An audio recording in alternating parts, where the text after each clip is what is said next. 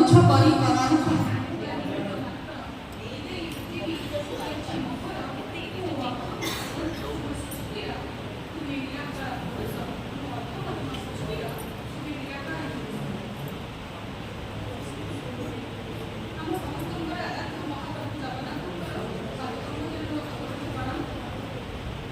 एठारे उपस्थित मोर समस्त सारस्वत परिवार रीति और ईश्वर और मोर पूज्यस्पद को मोर प्रणाम। मोर कवितार शीर्षक आलोकर पर्व दीपावली। आलोकर पर्व नहीं आसी, आलोकर पर्व नहीं आसी, दीप समाहार सुख दीपावली, सबु जीवन भरु सुख समृद्धि।